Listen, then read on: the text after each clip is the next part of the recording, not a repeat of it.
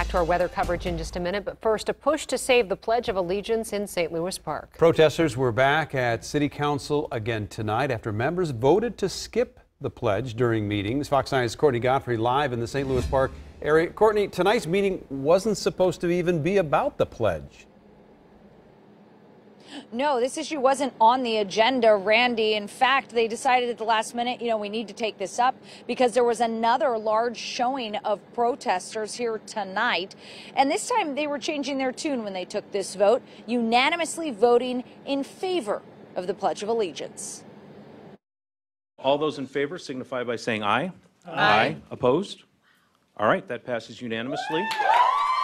And just like that, the Pledge of Allegiance is back at St. Louis Park City Council meetings, as city leaders say they want to put an end to what one council member called a manufactured standoff that resulted in thousands of threatening calls and emails to city offices. In some cases that I personally know of, these people from outside of our city have been abusing, harassing, even borderline threatening some of our residents.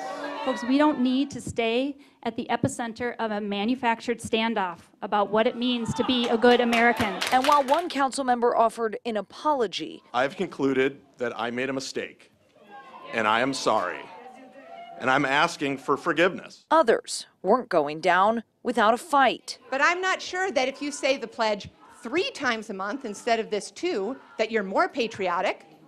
Or if you say it 1 time a month, you're less patriotic. You're making no That's sense. ridiculous. One member even calling out the protesters who came from all over the state. You visitors from Coon Rapids, Lakeville, Orono, Rochester, wherever you're from, y'all ought to go home and take your energy for civic engagement back to your own communities. Before eventually deciding to reinstate the pledge, saying they hoped it would mean getting back to regular business. We need to end this focus on the pledge and get back to the hard work and the good work that this community is doing. For the people who live in my community, I just want you to know that I've never been prouder to be your mayor than I am tonight.